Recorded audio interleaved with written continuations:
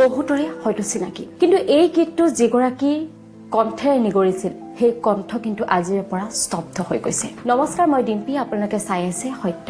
কিছুমান গীত আমাৰ মানস পটত একেবাৰে খোদিত হৈ যায়, নহয়নে? তেনে এটা গীতেই হৈছে সৰা পাতে পাতে ফাগুন নামে এই গীতটো। এই গীতটো আৰু এই গীতটিৰ যিগৰাকী কণ্ঠশিল্পী তেওঁ আজি পুনৰ চৰ্চাৰ বিষয় হৈ পৰিছে। আৰু এই গীতটি আৰু এই কণ্ঠশিল্পীগৰাকী কিয় চৰ্চাৰ বিষয় হৈ পৰিছে আজি পুৱাৰে পৰা নিশ্চয় আপোনালোকে জ্ঞাত। আমি অতি দুখেৰে আপোনালোকক জনাওঁ যে এই গীতটিৰ কণ্ঠশিল্পী হৈছে গায়ত্ৰী হাজৰিকা বাইদেউ। আৰু গায়ত্ৰী হাজৰিকা বাইদেউ আজি আমাৰ সকলোৰে মাজৰ পৰা চিৰবিদায় লৈছে। আজি দিনৰ 2:15 গুৱাহাটীৰ নেমকেয়াৰ হাস্পতালত এক দুৰাৰোগ্য ৰোগত আক্ৰান্ত হৈ তেখেতে আজি জীৱনৰ বাটৰ পৰা মেলানি মেলিছে। দীৰ্ঘদিনৰ পৰাই শিল্পীগৰাকীৰ এক দুৰাৰোগ্য ৰোগত আক্ৰান্ত আছিল আৰু বহু চিকিৎসা কৰিও কিন্তু শিল্পীগৰাকীৰ প্ৰাণ ৰক্ষা নহল। আৰু গতিকে আজি শিল্পীগৰাকীয়ে আমাৰ সকলোকে কন্দুৱাই তেওঁ ইহ সংসাৰ ত্যাগ কৰিছে। গায়ত্ৰী হাজৰিকা বাইদেউৰ যি মৃত্যুৰ খবৰ, সেই মৃত্যুৰ খবৰ অসমৰ চুকে কোণে বিয়পাৰ পাছতে দেখিবলৈ পোৱা গৈছে সাংস্কৃতিক জগতত এক শোকৰ ছাঁ পৰিছে। সাংস্কৃতিক জগতখন আজি শূন্য হৈ পৰিল, কিয়নো গায়ত্ৰী হাজৰিকা বাইদেউৰ যিসমূহ গীত আছিল সেই গীতবোৰ আমি এবাৰ নহয় 10 বাৰলৈ শুনিবলৈও কুণ্ঠাবোধ নকৰোঁ। কাৰণ তেওঁৰ যি সাৱলীল কণ্ঠ, যি শুৱলা কণ্ঠ, সেই শুৱলা কণ্ঠই প্ৰত্যেকগৰাকী অসমীয়া সদায় মোহাচন্ন কৰি ৰাখিছিল। গতিকে গায়ত্ৰী হাজৰিকা বাইদেউক কেতিয়াও কোনেও পাহৰিব নোৱাৰে। গায়ত্ৰী হাজৰিকা বাইদেউৰ যি স্মৃতি, সেই স্মৃতি আমি সদায়ে আমাৰ মানস পটত কঢ়িয়াই লৈ ফুৰিম। মাধুৰ্যময় কণ্ঠৰে প্ৰত্যেকগৰাকীৰ হৃদয় স্পৰ্শ কৰা গায়ত্ৰী হাজৰিকাই অসমবাসীক দি গ'ল বহুকেইটা জনপ্ৰিয় গীত। এইখিনিতে আমি আপোনালোকক কেইটামান ফেচবুক পোষ্ট দেখুৱাবলৈ লৈছো। যিকেইটা ফেচবুক পোষ্ট আপোনালোকে দেখি হয়তো ভাবিব যে যিসকলে গায়ত্ৰী হাজৰিকা বাইদেউক চিনি পোৱা নাছিল বা যিসকলে গায়ত্ৰী হাজৰিকা বাইদেউ যে এই সৰাপাতৰ গীতটো গাইছিল নাজানিছিল, তেখেতসকলে গম পাব যে এইগৰাকী শিল্পী কিমান মহান শিল্পী আছিল। তেখেতে যিসমূহ গীত আমাৰ মাজত দি থৈ গ'ল, সেই গীতসমূহ ইমানেই জনপ্ৰিয় আছিল, কিন্তু সেই জনপ্ৰিয়ৰ আঁৰত থকা মানুহগৰাকী হয়তো বহুতে চিনিয়ে পোৱা নাছিল। গতিকে আমি আপোনালোকক কেইটামান ফেচবুক পোষ্ট দেখুৱাই ল'ব বিচাৰিছো।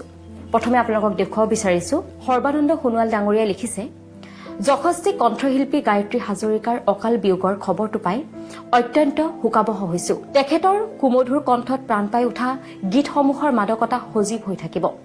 তেখেতৰ বিয়োগ অসমৰ সাংস্কৃতিক জগতৰ বাবে এক অপূৰ্ণীয় ক্ষতি। বিদেশ আত্মাৰ সদগতি কামনা কৰিলো আৰু শোক সন্তপ্ত পৰিয়ালবৰ্গ তথা গুণমুগ্ধলৈ গভীৰ সমবেদনা জ্ঞাপন কৰিলো।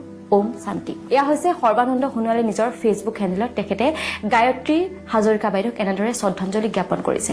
এইবাৰ আহিছো যতীন বৰাই এটা পোষ্ট দিছে। যতীন বৰাই কি লিখিছে এই মুহূৰ্তত আপোনালোকক পঢ়ি শুনাব বিচাৰিছো। যতীন বৰাই লিখিছে, গায়ত্ৰী, তোমাৰ কণ্ঠ সদায় সজীৱ হৈ ৰৈ যাব আমাৰ মাজত। জেবি প্ৰডাকশ্যনৰ লগত তুমি ৰাতি ৰাতি গীতটোৰ লগত জড়িত হৈছিলা। তেতিয়াৰ পৰাই তুমি আছিলা আমাৰ পৰিয়ালৰ সদস্যৰ দৰে। জেবি প্ৰডাকশ্যনৰ প্ৰতিটো তোমাৰ অৰিহণা আৰু মৰম আমি সদায়ে শ্ৰদ্ধাৰে সৰিম। তুমি আজি আমাক এৰি গুচি গলা যদিও সৰা পাতে ৰাতি ৰাতি আদিকে ধৰি তুমি কণ্ঠ নিগৰাই যোৱা গীতবোৰ তোমাক চিৰদিন আমাৰ মাজত জীয়াই ৰাখিব। অত্যন্ত দুখেৰে তোমাৰ বিদেহ আত্মাৰ চিৰশান্তি কামনা কৰিছো।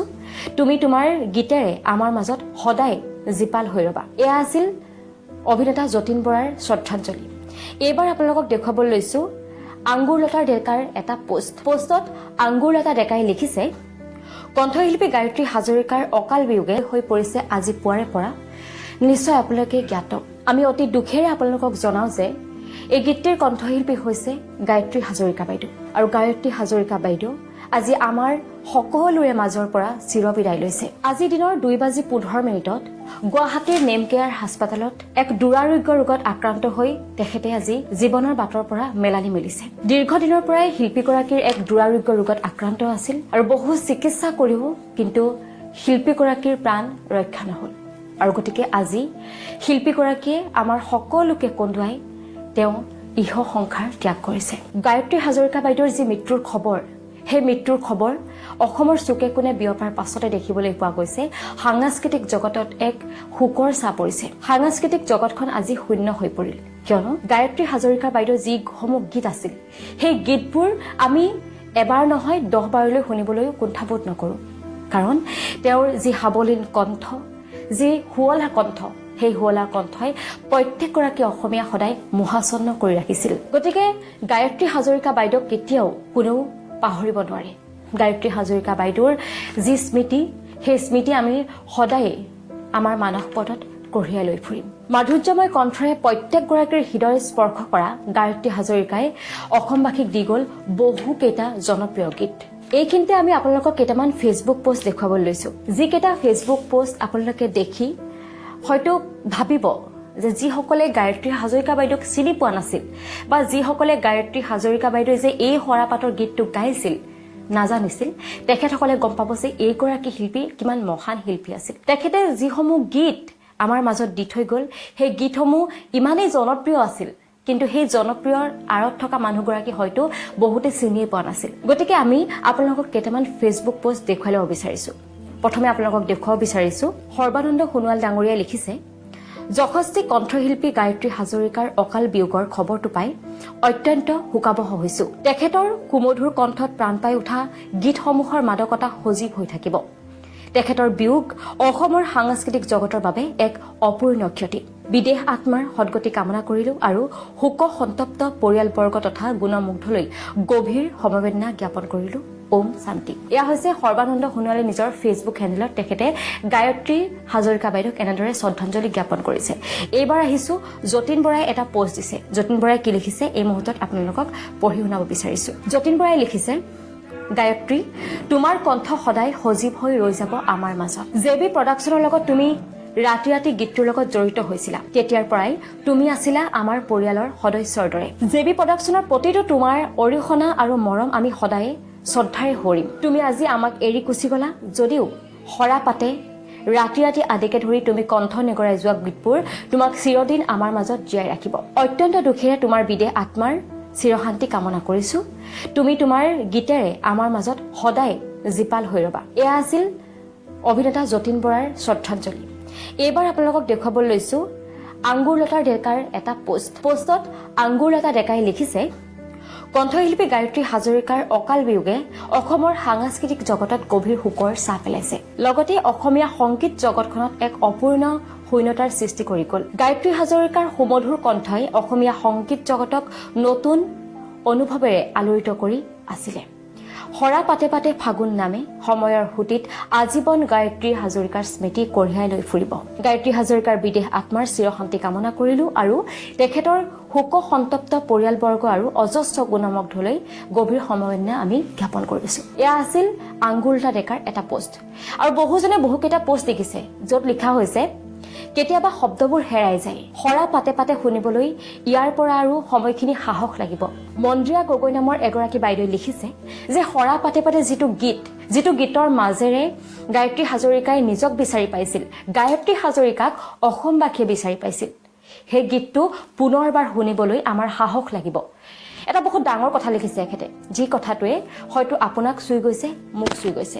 লগতে আৰু এটা স্ক্ৰীনশ্বট আমি আপোনালোকক দেখুৱাব বিচাৰিম। জিয়াউল চৌধুৰীয়ে লিখিছে যে অহাবাৰ ফাগুনত পাতবোৰ কেঁচা হৈ থাকিব। যদি আপুনি এই বাক্যশাৰী গভীৰভাৱে ভাবি চায়, যেন সৰা পাতবোৰ যে সৰি উঠে, যেন এই গায়ত্ৰী হাজৰিকা বাইদেউৰ সেই গীতৰ মাজেৰে সৰি উঠে। তেওঁ বৰ্ণনা কৰিছে যে অহা ফাগুনত পাতবোৰ চাগৈ কেঁচা হৈ থাকিব, চাগৈ পাতবোৰ শুকান নহ'ব আৰু পাতবোৰ চাগৈ ধৰালৈ নামি নাহিব। এনেদৰে জিয়াউল চৌধুৰীয়ে লিখিছে। গতিকে ইমান সুন্দৰকৈ তেওঁক শ্ৰদ্ধাঞ্জলি জ্ঞাপন কৰিছে। আমি সেই শ্ৰদ্ধাঞ্জলি আপোনালোকৰ আগত পাঠ কৰিলোঁ। গতিকে এইগৰাকী কণ্ঠশিল্পীক হেৰুৱাই প্ৰত্যেকগৰাকী সাংস্কৃতিক কৰ্মী কিন্তু এতিয়া ম্ৰিয়মান হৈ পৰিছে। গায়ত্ৰী হাজৰিকাই ইহ সংসাৰত এৰি থৈ গৈছে নিজ স্বামীক, লগতে 2 পুত্ৰ। এইখিনিতে আমি আপোনালোকক জনাওঁ যে গায়ত্ৰী হাজৰিকাই কেৱল সৰা পাতে পাতে ফাগুন নামেই নহয়, বহুকেইটা জনপ্ৰিয় অসমীয়া গীত অসমীয়া সমাজক উপহাৰ হিচাপে দিছে। যেনে আবেলিৰ হেঙুলীয়া আকাশে, তুমি অহাৰ বাতৰি পালে, মন মোৰ উৰি ফুৰে আদি। লগতে বহুকেইখন ধাৰাবাহিকৰ টাইটেল ছঙত গায়ত্ৰী হাজৰিকাই নিজৰ কণ্ঠ নিগৰাইছিল, যিকেইটা গীত ইতিমধ্যে সমগ্ৰ অসমত খুব ধুনীয়াকৈ জনপ্ৰিয় হৈছিল। লগতে গায়ত্ৰী হাজৰিকাই মনোজ বৈশ্যৰ ক্ৰোধ, যতীন বৰাৰ ৰত্নাকৰ আৰু জুবিন গাৰ্গৰ কাঞ্চন জংঘাৰ দৰে ডাঙৰ ডাঙৰ বোলছবিত নিজৰ কণ্ঠ নিগৰাবলৈ সুবিধা পাইছিল, যি কণ্ঠ শুনি আপুনি সঁচাকৈ মোহাচন্ন হৈছিল। আৰু সেই কণ্ঠ আজিও জীয়াই আছে আৰু ভৱিষ্যতেও জীয়াই থাকিব। আৰু এইখিনিতে আপোনালোকক জনাওঁ যে গায়ত্ৰী হাজৰিকা বাইদেৱে